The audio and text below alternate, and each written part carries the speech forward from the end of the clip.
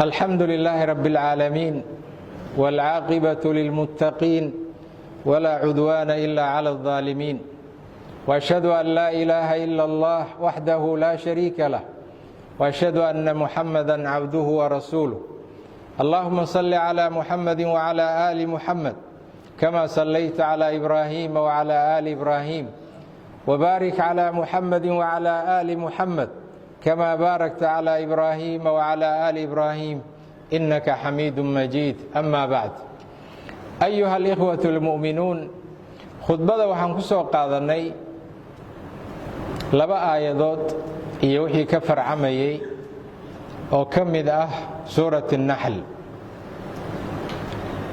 suurat an-nahl waa ilaa iyo 14 safxo iyo ziyaada markii laga hadlayo quraanka ilaa 14 safxo iyo ziyaado way ilaahay tabaaraka wa tacaala wuxuu ku sheegay wax badan oo makhluuqaadkiisa iyo nicmooyinkiisa ka mid ah arkaan al-iimaan oo dhan baa lagu sheegay makhluuqaadkan waaweyn aan u jeedno oo dhanna waa lagu sheegay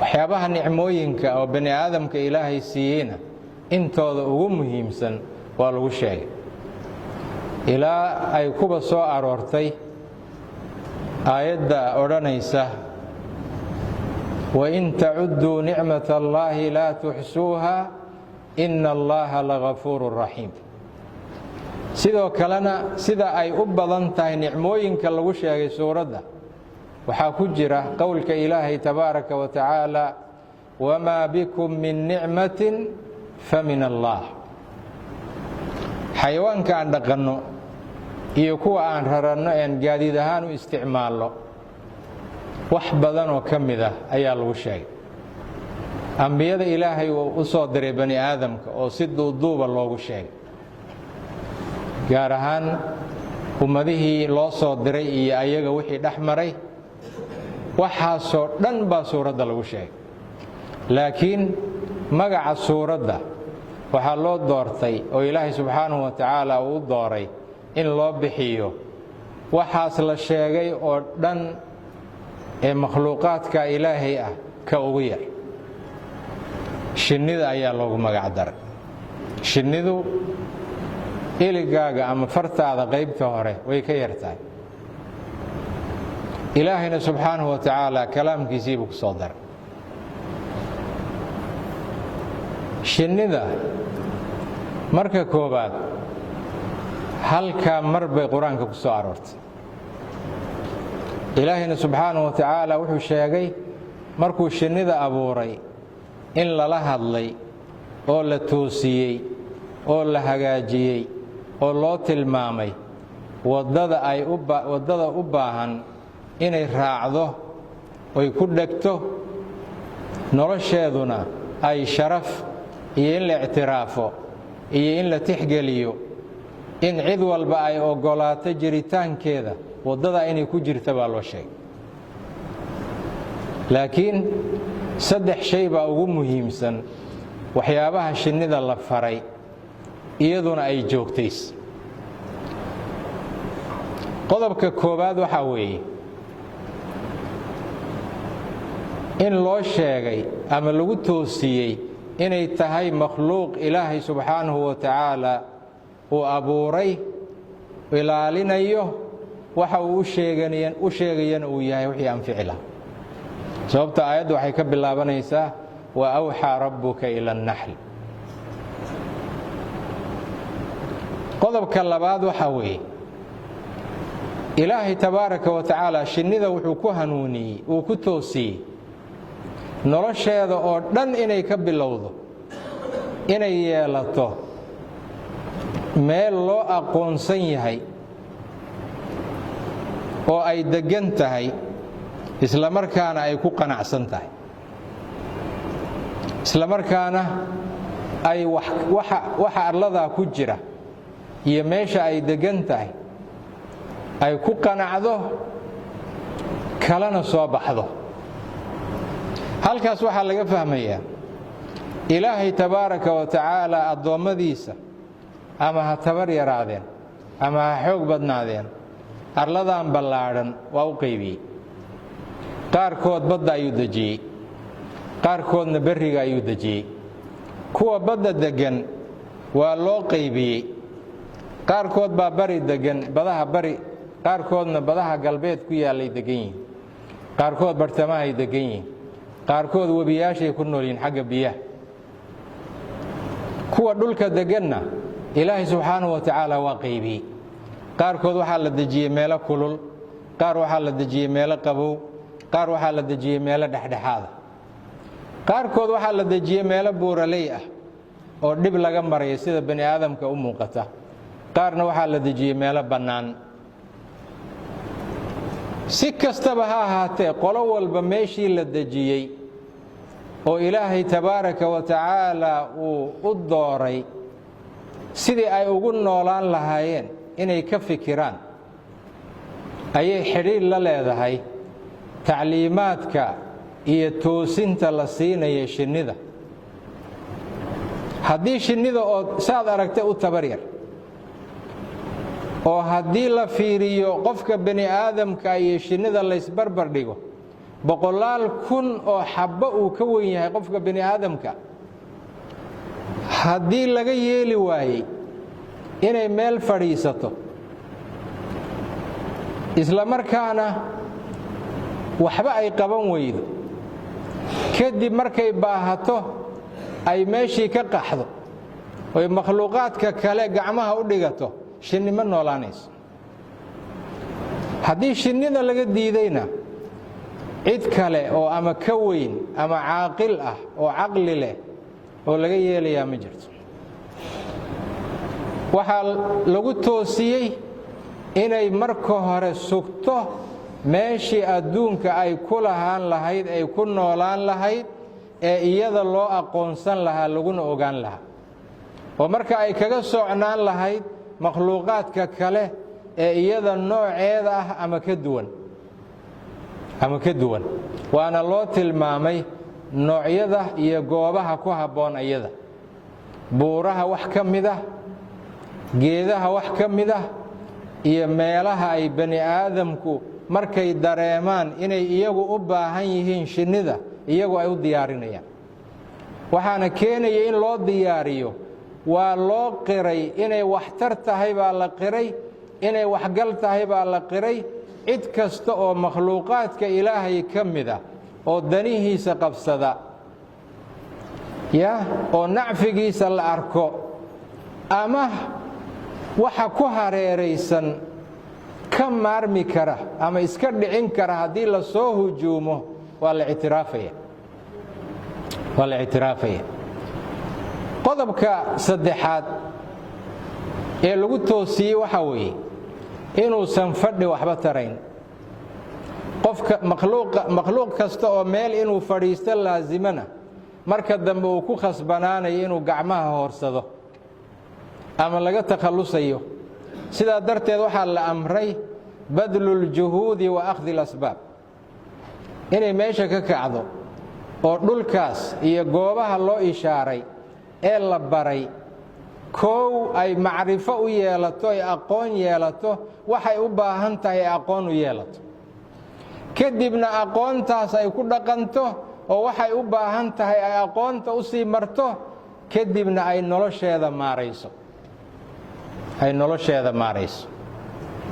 walihaada shinnidu maalinkii la abuuray ilaa yowmina haada oo aan joogno waxaynu kulligeen ka markhaati kacaynaa intaas aayaddu ay sheegtay inay nolosheedu tahay. walam tukhaalif الnaxlu mundu an khalaqaha allaahu ilaa yowmina haada. maysan khilaafin weli. shinnidu jamac bay u socotaa, jamac bay wax ku qabsataa, way ishaysataa. weliba jamaceedu waa jamaca is-ogoshahayo shinnida waad aragteen markay ku jirta meesha ay deggan tahay, xabbad waliba ma meel gooniyay fadhidaa mise way isdul saaran tahay? way isdul saaran tahay. isdulsaarka waxaa keenaya jidhkeeda is ogolo inay iyadu isleedahay bay og tahay. walidaalika midda ugu hoosaysa ee 1000 xabba ay ka koreeyaan, 1000ka ka koreeyana way u turayaan, iyaduna inta yaree dhibka ahee soo gaadhay way u dulqaadanaysaa. mid kasta oo meesha ku jirana shaqadii loogu talagalay buu haya. shinnida qayb kasta oo meel degan hal xabbaa hoggaamisa, hal xabbaa hoggaami ilaa yowmi an khalaqaha allah. jamacaasay ku socotaa, hal xabbaana hoggaamiye ayaa hoggaamiye. midda labaad, ilaa yowmina haada shinnidu kamaysan leexanin tacliimaadkii la siiyey oo xagga alle laga baray ee ahaa inaysan meel fadhiisanin, noocyada waxa anfacayana ay raadiso. ila waa loo tilmaamay, kamaysan zuulin, maysan ka zuulin. qur-aanka waxaa ku jira 89 aayadood oo ka bilowda ama ay ku jirto yaa ayuha aladiina aamanuu. 89 jeer bay soo laabanaysaa qur-aanka yaa ayuha aladiina aamanuu. 88 jeer aayad baa ka bilaabata. marka 89aadna aayad dhexdeed bay dhawaaqaasi uu ku jira. 89ka jeer ee mu'miniinta loo dhawaaqayaba mid lamidihii kuma jiro. mid walba axkaam iyo hadal iyo tawjiih cusub oo mu'miniinta lagula hadlaya baa ku jira. ayna naxnu min haada. shinnida hal mar baa lala hadlay, waa loo tilmaamay, way ku toostay. maxaa kalifaya 89 jeer mu'miniin lala hadlo oo intaasoo jeer yaa ayuha annaas la yidhaahdo, oo intaasoo jeer yaa ayuha alinsaanu la yidhaahdo, oo intaasoo jeer yaa bani aadam la yidhaahdo, haddana dadka ay wax ka qaldan yihiin. waxaa kaloo qur-aanka ku soo arooray makhluuq shinnida la mid ah, laakiin xagga abuurka iyo xagga duulimaadka iyo kala mid ah, laakiin sunnaduna ay dhibkiisa tilmaantay, qur-aankuna uu u xisay si calaa sabiili dammi ah oo taxqiir. waa daqsiga. daqsiga iyo shinnida labadu way duulaan, labadu way duuli karaan, xagga abuuritaanka way isu dhow yihiin. laakiin markaa isbarbar dhigtid waxay shareecadu ka sheegtay labadoodaba markaad fiirisid bannaankaasay yaallaan. oo shinnida 100 milyan iyo lacag aan la tirin karin iyo shirkado waaweyn baa waxay ka shaqaynayaan inay hantidooda ku bixiyaan inay noolaato shinnidu. soo saas ma ahayn? 100 milyan baa lagu bixinayaa inay shinnidu noolaato oo nacfigeeda la gurto. wabilcaks, daqsiga 100 milyan baa lagu bixinayaa sidii loo layn lahaa oo loo dili lahaa. maxaa keenay? shinnidu danteediina way garatay oo iyadu waxay u baahnayd way xallisay oo cidna ugama baahnay in loo soo gurmado. nacfigeeduna wuxuu u gudbay makhluuqaadka kale. waa intaas. daqsigana dantiisiina ma xallinin oo daqsi meel deggan iyo daqsi kale la socda, laba isla socotaa ma jirto, laba heshiisii ma jirto, meel uu ku haydo oo uu ku talagelayaa ma jirto, meel uu ku sugnaanayaa ma jirto. xataa noloshiisa ma maaraynin. kadib buu culays ku noqday makhluuqaadka ilaahay, kulligiis waa laga soo horjeestay. marka waxaan qur-aanka ku sugan oo daqsiga laga sheegayo ama sunnada ku sugan ama shinnida laga sheegayo, ma iyagaa loo sheegayaa marka qur-aanka lagu sheegayo ama sunnada lagu sheegayo? ma daqsigii iyo shinnidii baa loola jeedaa mise innagaa laynoola jeeda? innagaa laynoola jeeda. waxaa sunnada ku soo arooray inuu nebigu yidhi calayhi salaatu wasalaam 4 shay lama dili karo, lama taaban karo. shinnidaa ka mid ah. shinnidaa ka mid ah.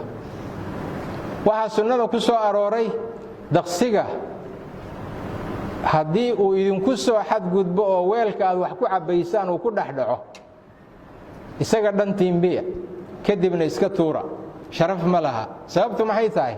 laba garab buu leeyahay, garbihiisa mid ka mida cudur buu ku wadaa, garabka kalena caafimaad buu ku wadaa. garabka uu cudurka ku wada buu la hormarayaa markuu cuntada gelayo.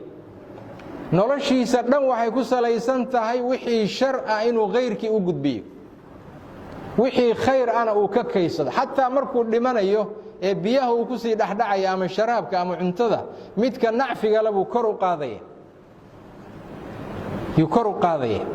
waxaasoo dhan waxa loo sheegaya waxa inaan nolosheenna dib ugu laabanno. liqowmin yatafakkaruuna bay aayaddu ku dhammaanaysaa. sidaa darteed maskaxdeenna aan ka saarno, maskaxdeenna waa inaan ka tirtirno in innagu inaan wax noqonno mooyeen oo dhulkan ilaahay uu ina dejiyey aan oggolaanno oon ilaashanno oon waxa ku jira ku qanacno kuna heshiinno inaan ku noolaanno oon waxa ku jira kala soo baxno mooyeen cid aan innaga ahayn inay inoo ilaaliso ama waxa ku jira inooga soo saarto waa wax aan caqliga iyo sharciga midna aqbalayno. haddii shinnida laga diiday bini aadam laga yeeli maayo.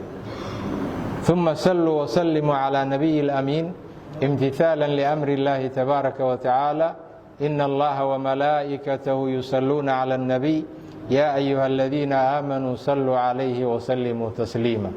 اللهم صل على محمد وعلى آل محمد كما صليت على إبراهيم وعلى آل إبراهيم وبارك على محمد وعلى آل محمد كما باركت على إبراهيم وعلى آل إبراهيم إنك حميد مجيد. وارض اللهم عن أصحاب نبيك أجمعين وعنا معهم برحمتك يا أرحم الراحمين. اللهم أصلح ذات بيننا وألف بين قلوبنا ووفقنا اللهم لما تحبه وترضى. اللهم إنا نسألك الهدى والتقى والعفاف والغنى. اللهم اكفنا بحلالك عن حرامك وأغننا بفضلك عمن سواك. إلهنا إله الأولين والآخرين رفعنا إليك أيدينا في هذه الساعة فلا تردها إلينا صفرا. اللهم اغفر لنا ولوالدينا ولسائر المسلمين. اللهم اغفر لنا ولوالدينا ولسائر المسلمين. اللهم اكفنا بحلالك عن حرامك وأغننا بفضلك عمن سواك.